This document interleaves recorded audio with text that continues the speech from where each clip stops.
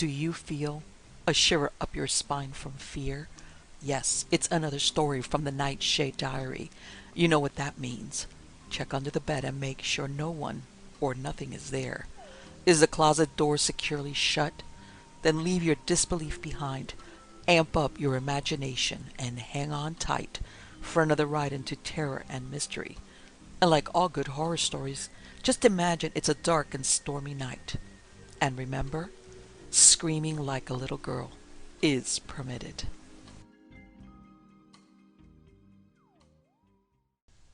A Gateway of the Monster, a Carnacki mystery by William Hope Hodgson. In response to Carnacki's usual card of invitation to have dinner and listen to a story, I arrived promptly at 427 Chain Walk to find the three others who were always invited to these happy little times there before me. 5 minutes later, Carnacki, Arkwright, Jessup, Taylor, and I were all engaged in the pleasant occupation of dining. "You've not been long away this time," I remarked as I finished my soup, forgetting momentarily Carnacki's dislike of being asked even to skirt the borders of his story until such time as he was ready. Then he would not stint on words. "That's all," he replied, with brevity, and I changed the subject, remarking that I had been buying a new gun, to which piece of news he gave an intelligent nod, and a smile which I think showed a genuinely good-humored appreciation of my intentional changing of the conversation. As Dodgson was remarking just now, I've only been away a short time, and for a very good reason, too. I've only been away a short distance. The exact locality I'm afraid I must not tell you, but is less than 20 miles from here, though except for changing a name, that won't spoil the story, and it is a story, too. One of the most extraordinary things I have ever run against. I received a letter a fortnight ago from a man I must call Anderson, asking for an appointment. I arranged the time, and when he came I found that he wished me to investigate and see whether I could not clear up a long-standing and too well authenticated case of what he termed haunting. He gave me very full particulars, and finally, as the thing seemed to present something unique, I decided to take it up. 2 days later, I drove to the house. Late in the afternoon, I found it a very old place, standing quite alone in its own grounds. Anderson had left a letter with the butler, I found, pleading excuses for his absence, and leaving the whole house at my disposal for my investigations. The butler evidently knew the object of my visit, and I questioned him pretty thoroughly during dinner, which I had in rather lonely state. He is an old and privileged servant, and had the history of the Grey Room exact in detail. From him I learned more particulars regarding two things that Anderson had mentioned in but a casual manner. The first was that the door of the Grey Room would be heard in the dead of night to open and slam heavily, and this even though the butler knew it was locked and the key on the bunch in his pantry. The second was the bedclothes would always be found torn off the bed and hurled in a heap into a corner. But it was the door slamming that chiefly bothered the old butler. Many and many a time, he told me, had he lain awake and just got shivering with fright, listening for sometimes the door, which would be slammed time after time, thud, thud, thud, so that sleep was impossible. From Anderson, I knew already that the room had a history extending back over 150 years. 3 people had been strangled in it, an ancestor of his and his wife and child. This is authentic, as I had taken very great pains to discover, so that you can imagine it was with a feeling that I had a striking case to investigate that I went upstairs after dinner to have a look at the Grey Room. Peter, the old butler, was in rather a state about my going, and assured me with much solemnity that in all the 20 years of his service no one had ever entered that room after nightfall. He begged me, in quite a fatherly way, to wait till the morning, when there would be no danger, and then he could accompany me himself. Of course, I smiled a little at him, told him not to bother. I explained that I should do no more than look around a bit and perhaps affix a few seals. He need not fear. I was used to that sort of thing, but he shook his head when I said that. "There isn't many ghosts like ours, sir," he assured me, with mournful pride, and by Jove he was right, as you will see. I took a couple of candles, and Peter followed with his bunch of keys. He unlocked the door, but would not come inside with me. He was evidently in a fright, and renewed his request that I would put off my examination until daylight. Of course, I laughed at him again, and told him he could stand sentry at the door and catch anything that came out. "It never comes outside, sir," he said, in his funny old solemn manner. Somehow he managed to make me feel as if I were going to have the creeps right away. Anyway, it was one to him, you know. I left him there and examined the room. It is a big apartment and well furnished in the grand style, with a huge four-poster which stands with its head to the end wall. There were 2 candles on the mantelpiece and 2 on each of the 3 tables. They were in the room. I lit the lot, and after that the room felt a little less inhumanly dreary, though, mind you, it was quite fresh and well kept in every way. After I had taken a good look round, I sealed lengths of baby ribbon across the windows, along the walls, over the pictures, and over the fireplaces and the wall closets. All the time, as I worked, the butler stood just without the door, and I could not persuade him to enter, though I jested with him a little, as I stretched the ribbons and went here and there about my work. Every now and again he would say, "You'll excuse me, I'm sure, sir, but I do wish you would come out, sir. I'm fair in a quake for you." I told him he need not wait, but he was loyal enough in his way to what he considered his duty. He said he could not go away and leave me all alone there.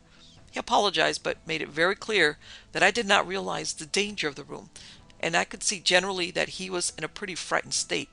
All the same, I had to make the room so that I should know if anything material entered it. So I asked him not to bother me unless he really heard something. He was beginning to get on my nerves, and the feel of the room was bad enough without making it any nastier. For a time further I worked, stretching ribbons across the floor and sealing them, so that the merest touch would have broken them, were anyone to venture into the room in the dark with the intention of playing the fool. All this had taken me far longer than I had anticipated, and suddenly I heard a clock strike 11. I had taken off my coat soon after commencing work. Now, however, as I had practically made an end of all that I intended to do, I walked across to the settee and picked it up. I was in the act of getting into it when the old butler's voice, he had not said a word for the last hour, came sharp and frightened. "Come out, sir, quick! There's something going to happen, Jove!" But I jumped, and then, in the same moment, one of the candles on the table to the left of the bed went out. Now, whether it was the wind or what, I do not know, but just for a moment I was enough startled to make a run for the door, though I'm glad to say that I pulled up before I reached it. I simply could not bunk out, with the butler standing there after having, as it were, read him a sort of lesson on being brave, you know. So I just turned around, picked up the 2 candles off the mantelpiece, and walked across to the table near the bed. Well, I saw nothing. I blew out the candle that was still light. Then I went to those on the 2 other tables and blew them out. Then, outside of the door, the old man called again. "Oh, sir, do be told. Do be told." "All right, Peter," I said. By Jove, my voice was not as steady as I should have liked. I made for the door, and had a bit of work not to start running. I took some thundering long strides, as you can imagine. Near the door, I had a sudden feeling that there was a cold wind in the room. It was almost as if the window had been suddenly opened a little. I got to the door. The old butler gave back a step in a sort of instinctive way. "Collar the candles, Peter," I said pretty sharply, and shoved them into his hands. I turned and caught the handle and slammed the door shut with a crash. Somehow, do you know, as I did so, I thought I felt something pull back on it. But it must have been only fancy. I turned the key in the lock and then again, double locking the door. I felt easier then and set to and sealed the door.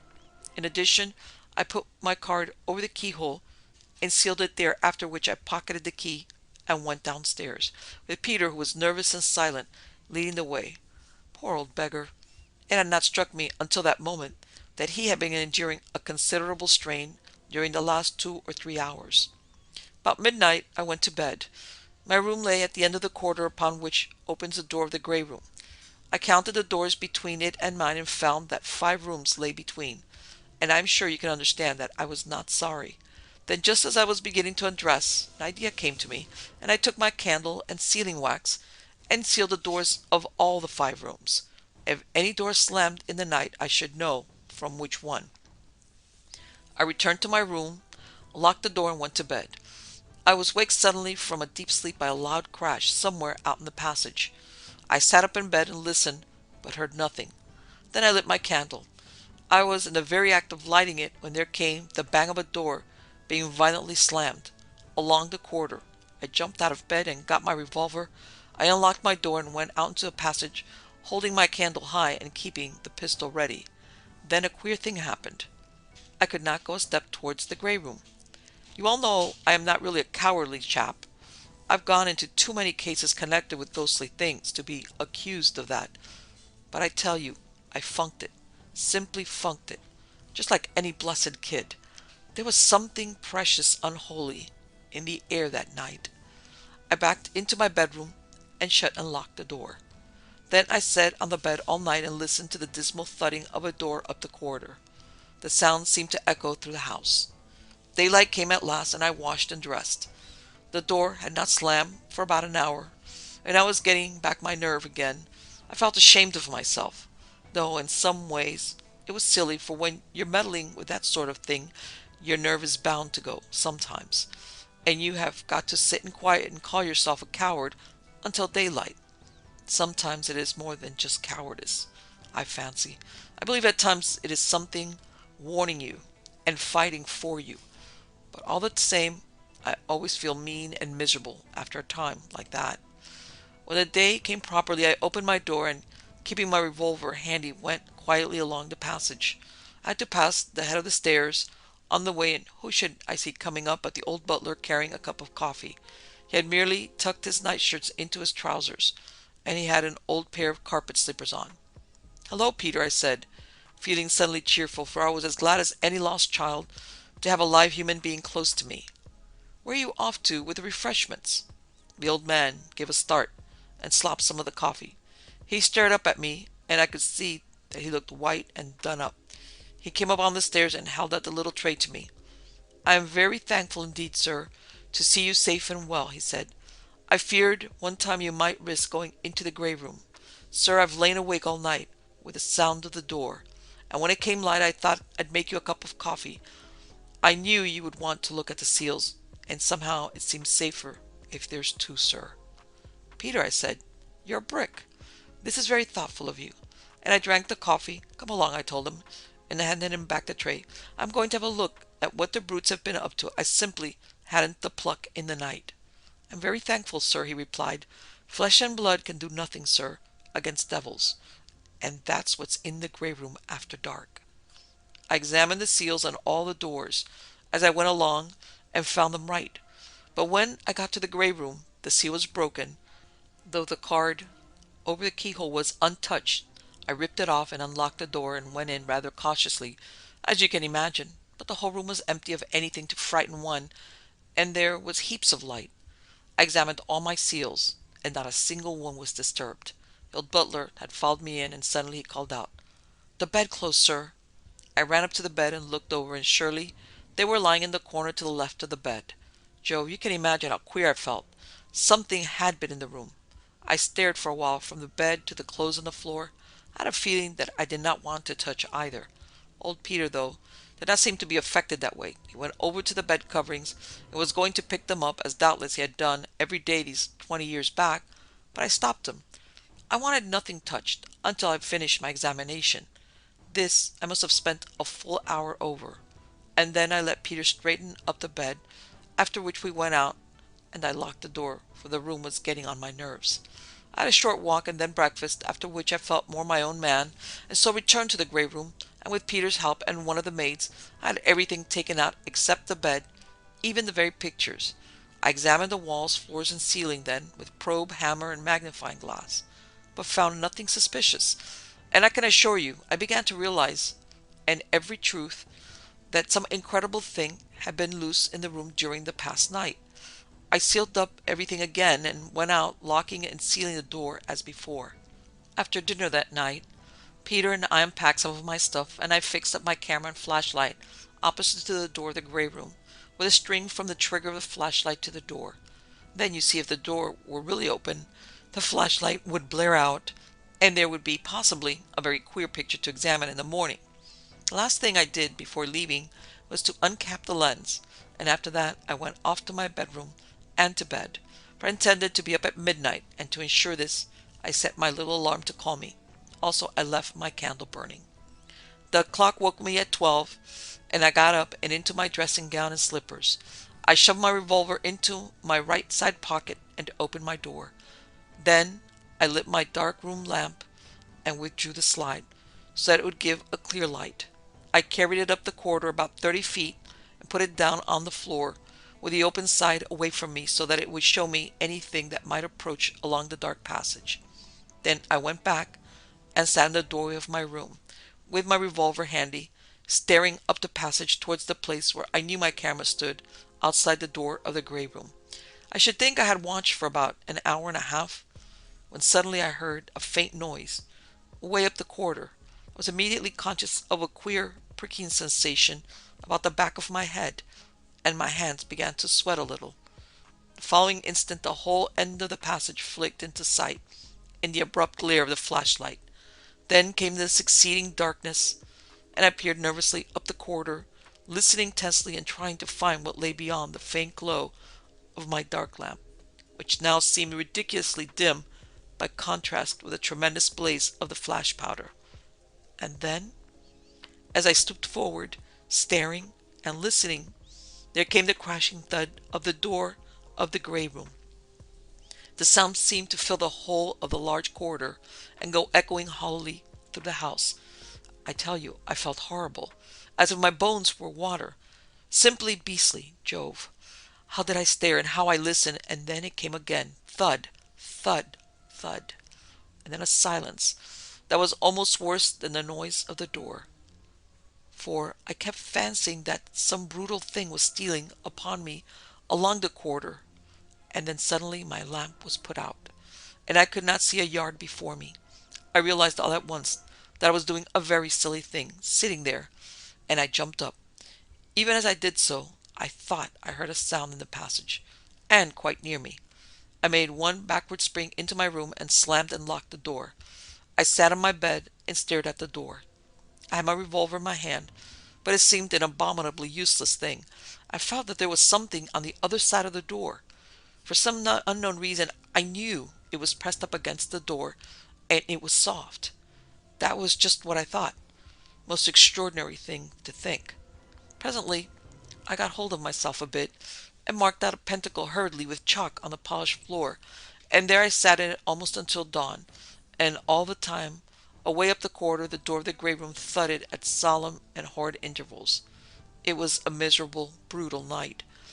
When the day began to break, the thudding of the door came gradually to an end, and at last I got hold of my courage and went along the corridor in the half-light to cap the lens of my camera.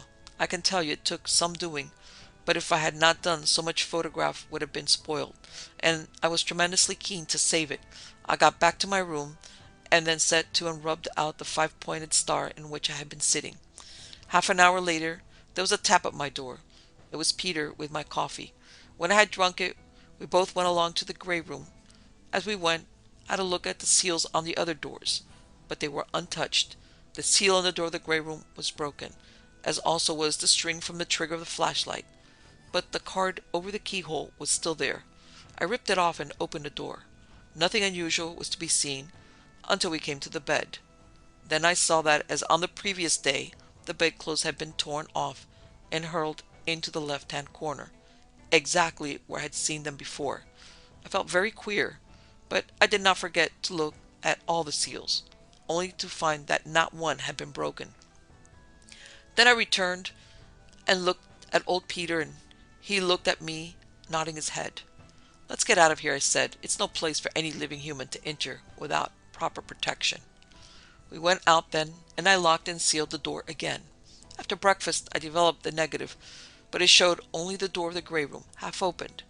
Then I left the house, as I wanted to get certain matters and implements that might be necessary to life, perhaps to the spirit, for I intended to spend the coming night in the grey room.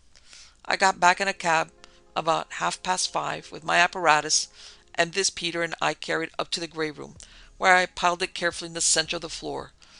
When everything was in the room, including a cat which I had brought, I locked and sealed the door and went towards my bedroom, telling Peter I should not be down to dinner. He said, "Yes, sir." I went downstairs thinking that I was going to turn in, which was what I wanted him to believe, as I knew he would have worried both me and himself, if he had known what I intended. But I merely got my camera and flashlight from my bedroom and hurried back to the grey room. I locked and sealed myself in and set to work, for I had a lot to do before it got dark. First, I cleared away all the ribbons across the floor. Then I carried the cat, still fastened in its basket, over towards the far wall and left it. I returned then to the center of the room and measured out a space 21 feet in diameter, which I swept with a broom of hyssop. About this I drew a circle of chalk, taking care never to step over the circle. Beyond this I smudged with a bunch of garlic, a broad belt right around the chalk circle, and when this was complete, I took from among my stores in the center a small jar of a certain water. I broke away the parchment and withdrew the stopper.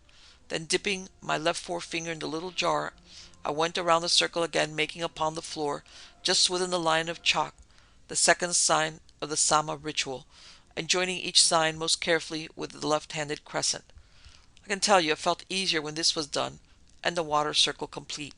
Then I unpacked some of the stuff that I had brought and placed a lighted candle in the valley of each crescent. After that I drew a pentacle so that each of the 5 points of the defensive star touched the chalk circle. In the 5 points of the star I placed 5 portions of bread, each wrapped in linen, and in the 5 veils 5 open jars of the water I had used to make the water circle. And now I had my first protective barrier complete.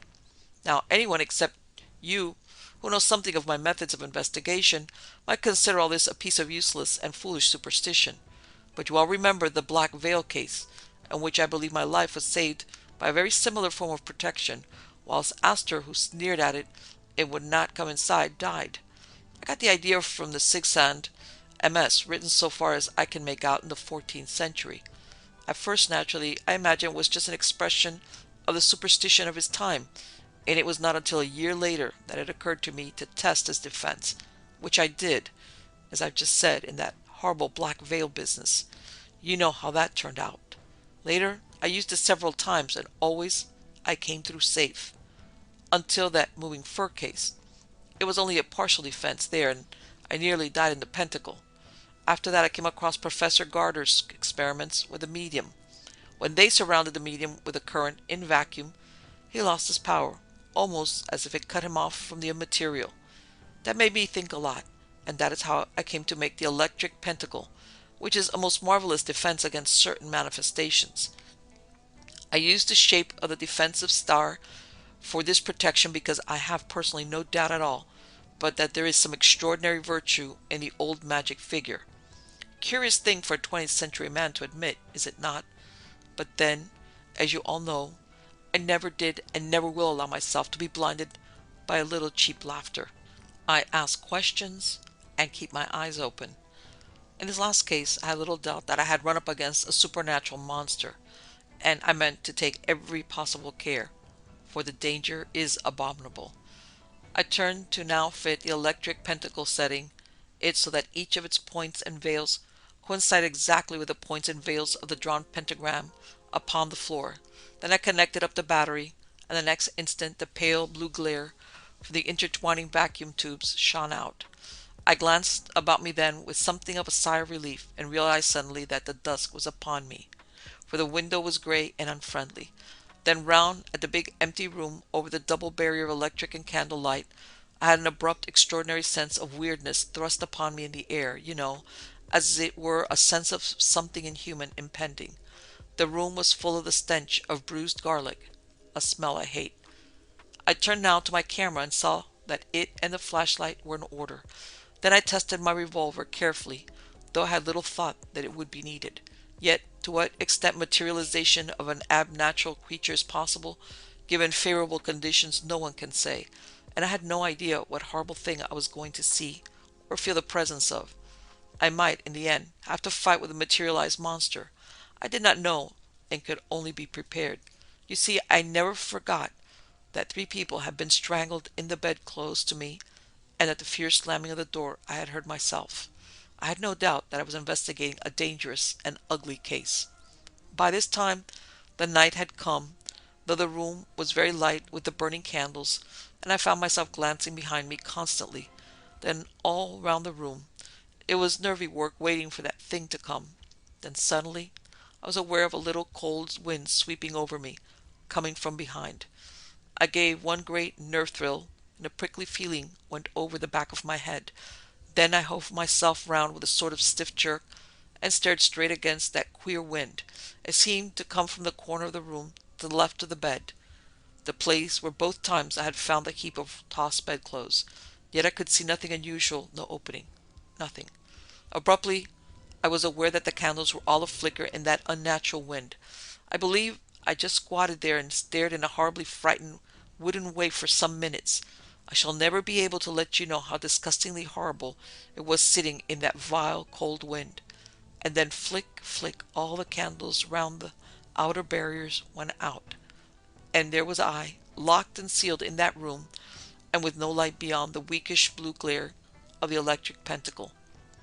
A time of abominable tenseness passed, and still that wind blew upon me, and then suddenly I knew that something stirred in the corner to the left of the bed. I was made conscious of it rather by some inward unused sense than by either sight or sound, for the pale, short radius glare of the pentacle gave but a very poor light for seeing in. Yet, as I stared, something began slowly to grow upon my sight. A moving shadow, a little darker than the surrounding shadows. I lost the thing amid the vagueness, and for a moment or two I glanced swiftly from side to side with a fresh new sense of impending danger. Then my attention was directed to the bed. All the coverings were being drawn steadily off with a hateful, stealthy sort of motion. I heard the slow dragging slither of the clothes, but I could see nothing of the thing that pulled.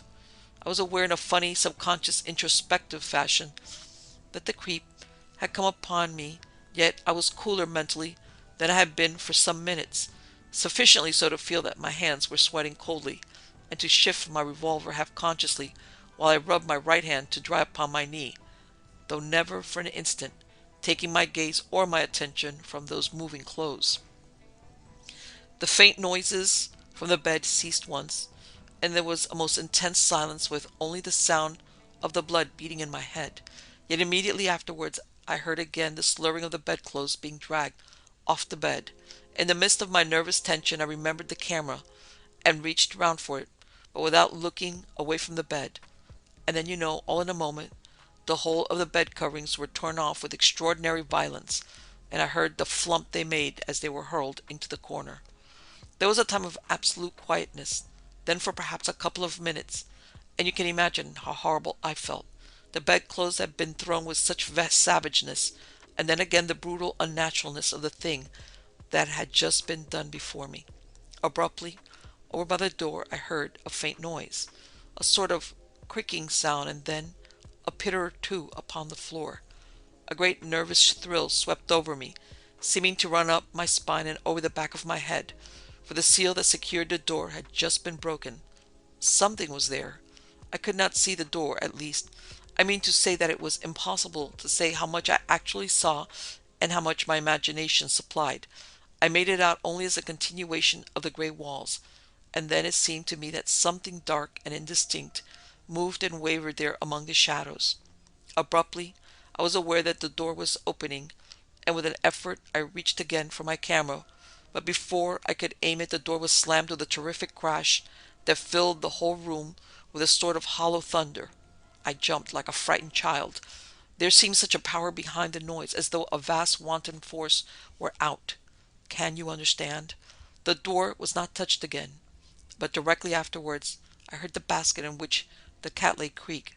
I tell you, it fairly prinkled all along my back. I knew that I was going to learn definitely whether what was abroad was dangerous to life. From the cat there rose suddenly a hideous caterwaul that ceased abruptly, and then, too late, I snapped on the flashlight. In the great glare I saw that the basket had been overturned and the lid was wrenched open, with the cat lying half in, half out upon the floor. I saw nothing else, but I was full of the knowledge that I was in the presence of some being or thing that had power to destroy. During the next 2 or 3 minutes there was an odd, noticeable quietness in the room, and you must remember I was half blinded for the time because of the flashlight, so that the whole place seemed to be pitchy dark just beyond the shine of the pentacle. I tell you, it was most horrible. I just knelt there in the star and whirled round, trying to see whether anything was coming at me. My power of sight came gradually, and I got a little hold of myself, and abruptly I saw the thing I was looking for, close to the water circle. It was big and indistinct, and wavered curiously, as though the shadow of a vast spider hung suspended in the air, just beyond the barrier. It passed swiftly round the circle, and seemed to probe ever towards me, but only to draw back with extraordinary jerky movements, as might a living person if they touched the hot bar of a grate. Round and round it moved, and round I turned. Then just opposite to one of the valves in the pentacle it seemed to pause, as though preliminary to a tremendous effort. It retired almost beyond the glow of the vacuum light, and then came straight towards me, appearing to gather form and solidity as it came. There seemed a vast malign determination behind the movements that must succeed. I was on my knees, and I jerked back, falling to my left hand and hip in a wild endeavor to get back from the advancing thing. With my right hand I was grabbing madly for my revolver, which I had let slip. The brutal thing came with one great sweep straight over the garlic and the water circle, almost to the valve of the pentacle. I believe I yelled. Then just as suddenly as it had swept over, it seemed to be hurled back by some mighty invisible force. It must have been some moments before I realized that I was safe, and then I got myself together in the middle of the pentacles, feeling horribly gone and shaken, and glancing round and round the barriers, but the thing had vanished. Yet I had learned something, for I knew now that the grey room was haunted by a monstrous hand. Suddenly, as I crouched there, I saw what had so nearly given the monster an opening through the barrier. In my movements within the pentacle, I must have touched one of the jars of water, for there, where the thing had made its attack, the jar had guarded the deep of the valve, had been moved to one side, and this had left one of the 5 doorways unguarded. I put it back quickly, and felt almost safe again, for I had found the cause and the defense was still good, and I began to hope again that I should see the morning come in. When I saw that thing so nearly succeeded, I had an awful, weak, overwhelming feeling that the barriers could never bring me safe through the night against such a force. You can understand? For a long time I could not see the hand, but presently I thought I saw once or twice an odd wavering over among the shadows near the door. A little later, as though in a sudden fit of malign rage, the dead body of the cat was picked up and beaten with a dull, sickening blow against the solid floor. That made me feel rather queer. A minute afterwards the door was opened and slammed twice with tremendous force. The next instant the thing made one swift vicious dart at me from out of the shadows. Instinctively I started sideways from it, and so plucked my hand from upon the electric pentacle, where for a wickedly careless moment I had placed it. The monster was hurled off from the neighborhood of the pentacle, though owing to my inconceivable foolishness it had been enabled for a second time to pass the outer barriers. I can tell you, I shook for a time, with sheer funk. I moved right to the center of the pentacles again, and knelt there, making myself as small and compact as possible. As I knelt, there came to me presently a vague wonder at the 2 accidents which had so nearly allowed the brute to get at me. Was I being influenced to unconscious voluntary actions that endangered me? The thought took hold of me, and I watched my every movement. Abruptly I stretched a tired leg and knocked over one of the jars of water. Some was spilled, but because of my suspicious watchfulness, I had it upright and back within the veil, while yet some of the water remained. Even as I did so, the vast, black, half-materialized hand beat up at me out of the shadows and seemed to leap almost into my face. So nearly did it approach, but for the 3rd time it was thrown back by some altogether enormous, overmastering force. Yet apart from the dazed fright in which it left me, I had for a moment that feeling of spiritual sickness, as if some delicate, beautiful inward grace had suffered, which is felt only upon the too near approach of the abhuman, and is more dreadful in a strange way than any physical pain that can be suffered. I knew by this more of the extent and closeness of the danger, and for a long time I was simply cowed by the butt-headed brutality of that force upon my spirit. I can put it no other way. I knelt again, in the center of the pentacles, watching myself with more fear almost than the monster, for I knew now that unless I guarded myself from every sudden impulse that came to me, I might simply work my own destruction. Do you see how horrible it all was? I spent the rest of the night in a haze of sick fright, and so tense that I could not make a single movement naturally. I was in such fear that my desire for action that came to me might be prompted by the influence that I knew was at work on me, and outside of the barrier that ghastly thing went round and round, grabbing and grabbing in the air at me. Twice more was the body of the dead cat molested. The second time I heard every bone in his body scrunch and crack. And all the time the horrible wind was blowing upon me from the corner of the room to the left of the bed. Then just as the first touch of dawn came into the sky, that unnatural wind ceased in a single moment, and I could see no sign of the hand. The dawn came slowly, and presently the wan light filled all the room and made the pale glare of the electric pentacle look more unearthly. Yet it was not until the day had fully come that I made any attempt to leave the barrier, for I did not know but that there was some method abroad in the sudden stopping of that wind to entice me from the pentacle. At last, when the dawn was strong and bright, I took one last look around and ran for the door. I got it unlocked in a nervous, clumsy fashion, then locked it hurriedly, and went to my bedroom, where I lay on the bed and tried to steady my nerves. Peter came presently with a coffee, and when I had drunk it I told him I meant to have a sleep, as I had been up all night. He took the tray and went out quietly, and after I had locked my door I turned in properly, and at last got to sleep. I woke about midday, and after some lunch went up to the grey room. I switched off the current from the pentacle which I had left on in my hurry. Also I removed the body of the cat. You can understand I did not want anyone to see the poor brute. After that I made a very careful search of the corner where the bedclothes had been thrown. I made several holes and probed, but found nothing. Then it occurred to me to try with my instrument under the skirting. I did so, and heard my wire ring on metal. I turned the hook end that way and fished for the thing. At the second go I got it. It was a small object, and I took it to the window. I found it to be a curious ring, made of some grayish metal. The curious thing about it was that it made in the form of a pentagon, that is, the same shape as the inside of the magic pentacle, but without the mounts, which formed the points of the defensive star. It was free from all chasings or engraving. You will understand that I was excited when I tell you that I felt sure I held in my hand the famous luck ring of the Anderson family, which indeed was of all things the one most intimately connected with the history of the haunting. This ring was handed on from father to son through generations, and always in obedience to some ancient family tradition. Each son had to promise never to wear the ring. The ring, I may say, was brought home by one of the Crusaders under very peculiar circumstances, but the story is too long to go into here. It appears that young Sir Hulbert, an ancestor of Anderson's, made a bet in drink, you know, that he would wear the ring that night. He did so, and in the morning his wife and child were found strangled in the bed, in the very room in which I stood. Many people, it would seem, thought young Sir Hulbert was guilty of having done the thing in drunken anger, and he, in an attempt to prove his innocence, slept a second night in the room. He also was strangled, since, as you may imagine, no one has spent the night in the grey room until I did so. The ring had been lost so long that it had become almost a myth, and it was most extraordinary to stand there with the actual ring in my hand, as you can understand. It was whilst I stood there, looking at the ring, that I got an idea. Supposing that it were, in a way, a doorway. You see what I mean? A sort of gap in the world hedge. It was a queer idea, I know, and probably was not my own, but came to me from the outside. You see, the wind had come from that part of the room where the ring lay. I thought a lot about it. Then the shape, the inside of a pentacle.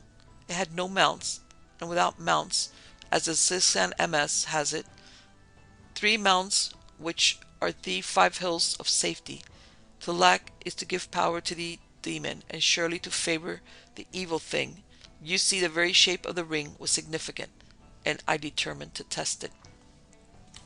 I unmade my pentacle, for it must be made fresh and around the one to be protected. Then I went out and locked the door, after which I left the house to get certain matters, for neither yarbs nor fire nor water must be used a second time. I returned about 7:30, and as soon as the things I had brought had been carried up to the grey room, I dismissed Peter for the night, just as I had done the evening before. When he had gone downstairs, I let myself into the room and locked and sealed the door. I went to the place in the center of the room where all the stuff had been packed, and set to work with all my speed to construct a barrier about me and the ring. I do not remember whether I explained to you, but I had reasoned that if the ring were in a way a medium of admission, and it were enclosed with me in the electric pentacle, it would be, to express it loosely, insulated. Do you see? The force which had visible expression as a hand would have to stay beyond the barrier which separates the ab from the normal, for the gateway would be removed from accessibility. As I was saying, I worked with all my speed to get the barrier completed about me and the ring, for it was already later than I cared to be in that room, unprotected.